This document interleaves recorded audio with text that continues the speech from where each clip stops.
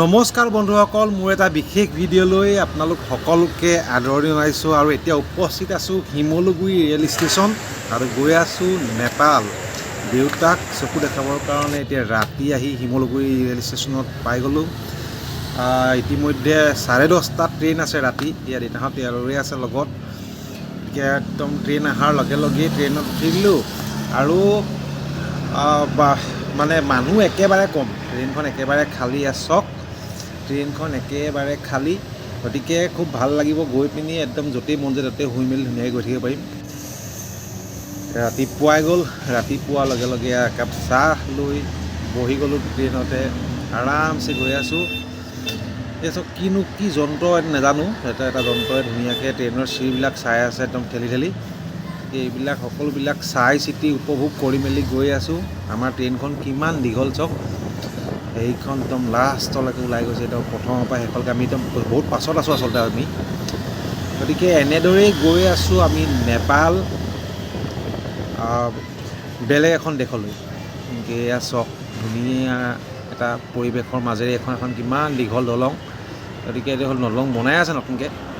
এটা ধুনীয়া পৰিৱেশৰ মাজেৰে ধুনীয়াকৈ গৈ আছোঁ। গৰম, অতিপাত গৰম। আপোনালোকে পাৰে যদি এচিত আহিব। এয়া আমি পাই গ'লোহি শিলিগুৰি ষ্টেচন, মানে NJPত পাই গ'লোঁ। গতিকে NJP ষ্টেচনটো যথেষ্ট ডাঙৰ ষ্টেচন। গতিকে সকলোবিলাক দেখাব পৰা সম্ভৱ নহয়, কাৰণ আমাৰ সময় ইতিমধ্যে বহুত দেৰি হৈছে। আমাৰ 3:30 পোৱা ট্ৰেইন আনি 5টা বাজি গ'ল। গতিকে আমি আকৌ নেপাল সোমাব লাগিব বৰ্ডাৰ ভিতৰত। কাৰণে এনেকৈ এইটো ফুটব্ৰিজ নহয়। গতিকে আহি আছোঁ, এয়া বাহিৰৰ পৰা দেখাইছোঁ NJP ষ্টেচন। এই গাড়ীখনতে আমি নেপাল বৰ্ডাৰলৈকে যাম। আমাক তেওঁলোকে মাতি নিছে। এগিলাচ জুচ খাই ল'লোঁ, ফলৰ ৰস এগিলাচ খাই ল'লোঁ, বেলৰ ৰস খালে ভাল। আৰু এইখন চুমু একেবাৰে ঘেগেলা। এইখন চুমুৰ পৰাই শিলিগুৰিৰ পৰা আমি আহি আছোঁ এতিয়া হেৰিলে, নেপাল বৰ্ডাৰ। গতিকে সুন্দৰভাৱে আহি আছোঁ। আৰু ইয়াত লৈছে 200 টকাকৈ। একদম একো টেনশ্যন ল'ব লাগে নেপাললৈ আহিবৰ কাৰণে। শিলিগুৰিত নামিব লাগে, মানে NJPত নামি লৈ তাতে গাড়ী লৈ 200 টকাৰ আৰামত আহিব পাৰোঁ। ইভাগে আহিলেও আপোনালোকে সুধি পুচি ধুনীয়াকৈ আহিব পাৰিব, একো প্ৰব্লেম নাই। সুন্দৰভাৱে নেপাল বৰ্ডাৰলৈ আহিব পাৰিব। লগত খালি আধাৰ কাৰ্ডখন লৈ আহিব, বৰ্ডাৰত আধাৰ কাৰ্ডখন চাই। এয়া আপোনালোকৰ সন্মুখত একেবাৰে নেপাল বৰ্ডাৰ। এইখনেই হ'ল এখন দলং। এইখন দলঙৰ মিছি দলং নে কি কয়। আৰু এয়া হ'ল নেপাল বৰ্ডাৰৰ ভিতৰ। নেপাল বৰ্ডাৰৰ ভিতৰত আমি ইতিমধ্যে সোমাই গ'লোঁ আধাৰ কাৰ্ড দেখুৱাই। আৰু এতিয়া এখন উঠি ল'লোঁ মেজিকত এখনত উঠি লৈছোঁ। আৰু সেইখন মেজিকতে আহিছোঁ। একেবাৰে হেৰি পায় 60 টকাকৈ লৈছে, মানে ৰাতি হোৱাৰ কাৰণে 10 টকা বেছিকৈ লৈছে।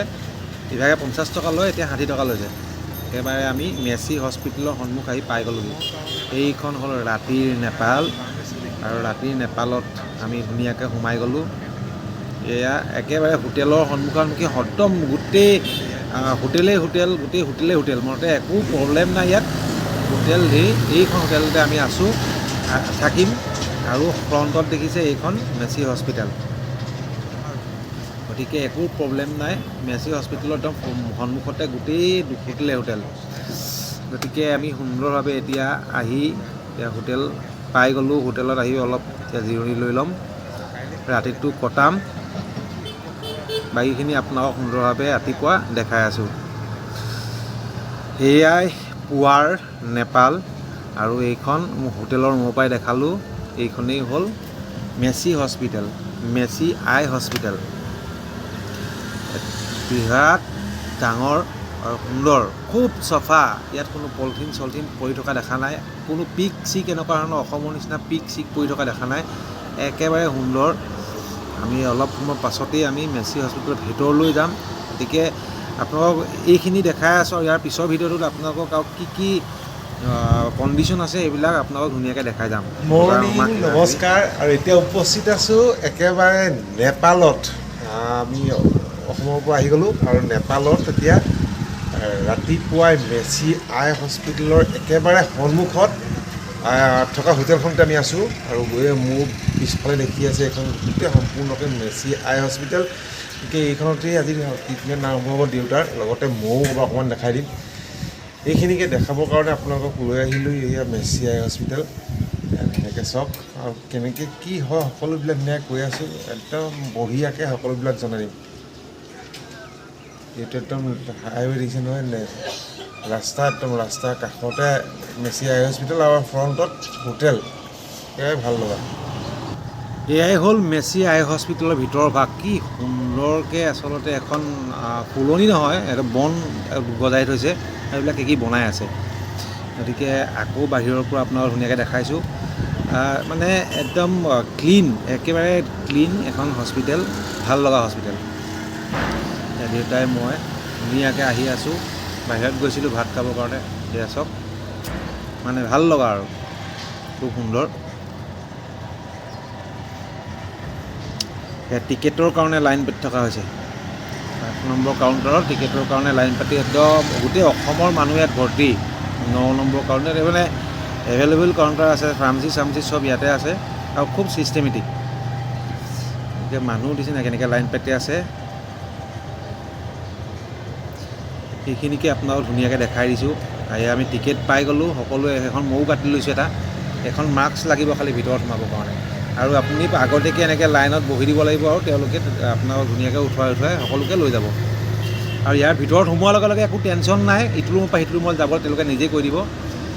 আৰামছে এতিয়া আমি দুপৰীয়াৰ ভাত সাজ আহি বাহিৰত ধুনীয়াকৈ খাই লওঁ। ভোক লাগিছে যিহেতু যথেষ্ট। আকৌ আহি গ'লোঁ হস্পিটেলৰ ভিতৰত। দেউতাক চেকআপ কৰি আছে, মোৰ ইতিমধ্যে চেকআপ প্ৰায় সম্পূৰ্ণ হৈ গৈছে। তাৰ ভিতৰতে চশমাৰ দোকান আছে, চশমাৰ গ্লাছবিলাক সস্তা। আজি প্ৰথম দিন, গতিকে বিশেষ মেডিকেলখনৰ আওভাও পোৱা নাই। গতিকে আকৌ এটা ভিডিঅ' আপোনালোকক ধুনীয়াকৈ বনাম, সকলোবিলাক বিৱৰি ক'ম।